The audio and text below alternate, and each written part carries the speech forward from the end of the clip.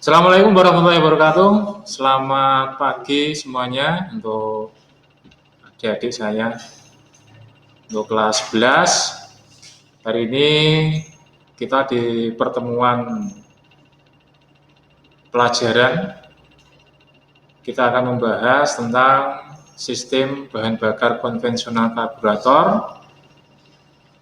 Harapannya dengan adanya pertemuan kita hari ini, kita bahas tentang sistem bahan bakar konvensional karburator, anak-anak bisa mengimplementasikan pada kehidupan sehari-hari, khususnya pada kendaraannya masing-masing.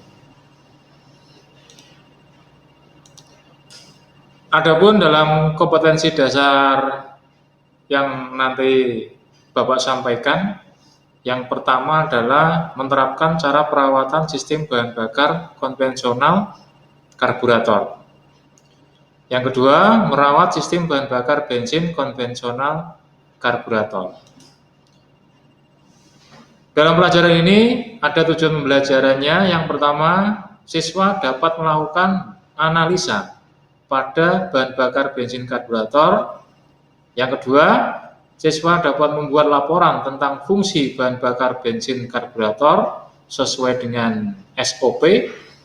Yang ketiga, siswa dapat melakukan perawatan pada bahan bakar bensin karburator.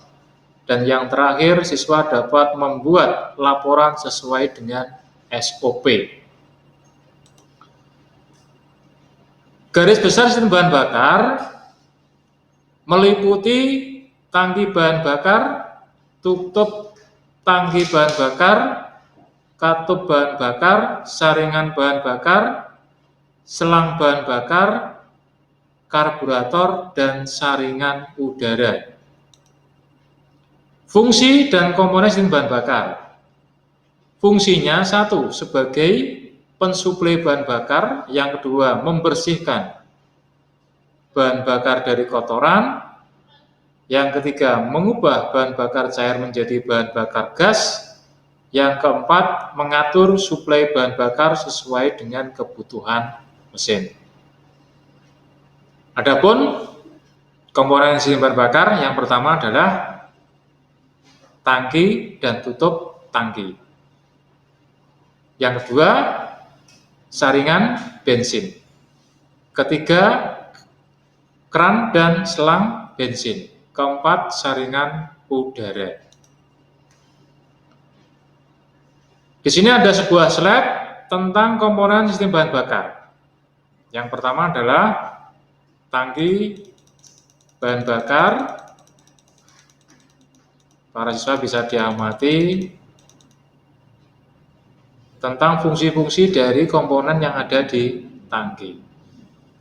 Tangki bahan bakar memiliki fungsi atau yang harus diperhatikan yaitu pada tutup tangki. Di sini tutup tangki memiliki fungsi bahwa tangki ini bila mana mengalami katup tersumbat, bensin tidak bisa mengalir.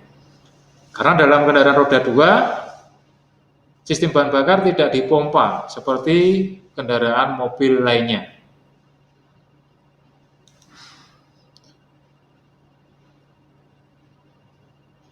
Tutup tangki fungsinya sebagai penutup dan pelindung lubang pemasukan dari debu dan air.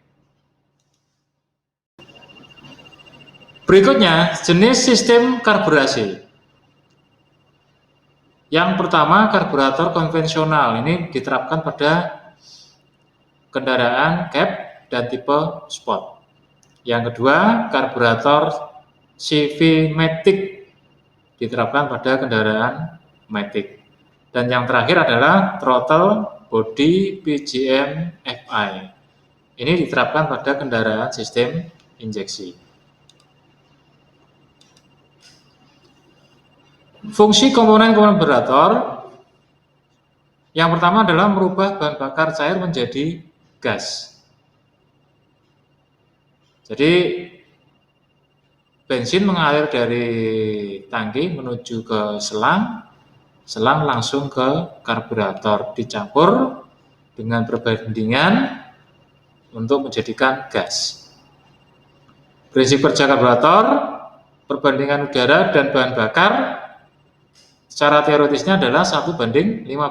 Artinya Untuk membakar habis 1 gram bensin diperlukan 15 gram kadar oksigen dalam udara.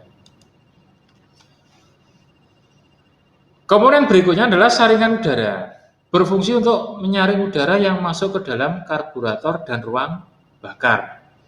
Jadi dalam engine sepeda motor, saringan udara ini memiliki peranan penting.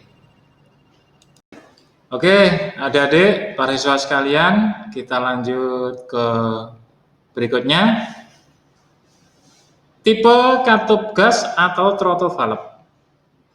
Yang pertama adalah piston valve, yang kedua katup gas bentuk piston yang naik turun membentuk venturi, yang ketiga adalah butterfly valve, yang keempat katup gas bentuk kupu-kupu, dan yang terakhir karburator jenis konstan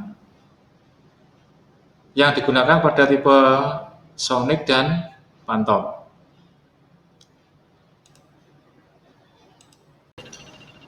Kemudian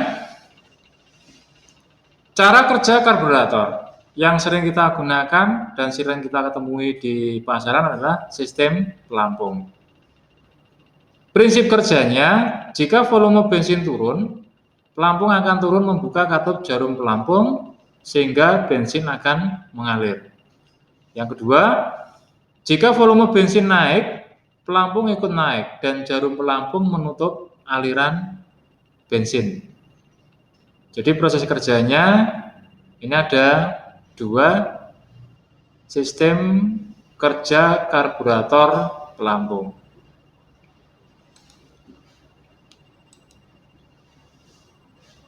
Mungkin itu sebagai pengantar pembelajaran pada pagi hari ini. Harapannya dari Bapak, para siswa sekalian bisa menerapkan pada kendaraannya masing-masing sehingga implementasi pembelajaran pada KD sistem bahan bakar konvensional karburator bisa terlaksana dengan baik.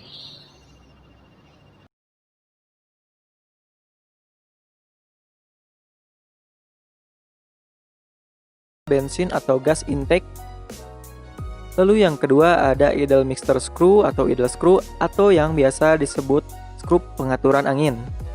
Yang ketiga ada tuas choke, dan yang keempat ada flow chamber atau yang biasa disebut dengan mangkuk bensin. Lalu dari depan kita akan melihat lubang air intake dan idle air intake. Dan kalau kita masuk ke dalam bagian karburator ini, kita akan melihat spring, variable venturi, tapered needle atau yang biasa disebut dengan jarum skep atau jet needle, lalu ada pilot jet, idle jet, floating atau pelampung, float needle valve, idle pipe atau ventilasi dari flow chamber, dan yang terakhir adalah choke plate. Tekanan negatif pada dapur pacu menghisap udara melalui intake pada karburator, di mana udara akan melalui venturi yang berfungsi sebagai pengaturan tekanan negatif pada karburator.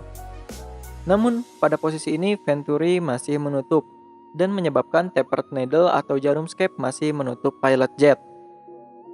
Bersama dengan itu, udara masuk ke dalam floating chamber melalui idle pipe.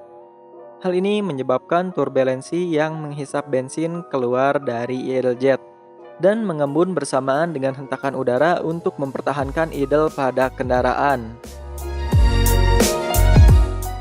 Pada posisi dingin ini biasanya RPM mesin belum bisa stabil karena suhu ruangan dapur pacu akan mempengaruhi hasil ledakan.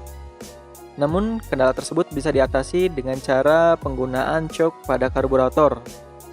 Sesuai dengan namanya, choke ini berfungsi untuk mencekik atau mengurangi suplai udara yang masuk melalui air intake dan meningkatkan udara yang masuk melalui idle pipe yang nantinya menciptakan turbulensi yang lebih besar pada floating chamber, meningkatkan rasio campuran bahan bakar cair, dan mengurangi rasio udara yang masuk. Hal ini bertujuan untuk meningkatkan intensitas api saat terjadi ledakan pada mesin, dengan tujuan mempercepat panasnya mesin hingga mencapai suhu ideal. Dan ketika RPM mesin sudah dirasa cukup stabil dan mesin sudah mencapai suhu kerja yang ideal, kita bisa mematikan choke pada karburator atau menutup jok pada karburator. Dan kita pun bisa meningkatkan putaran mesin melalui pedal gas.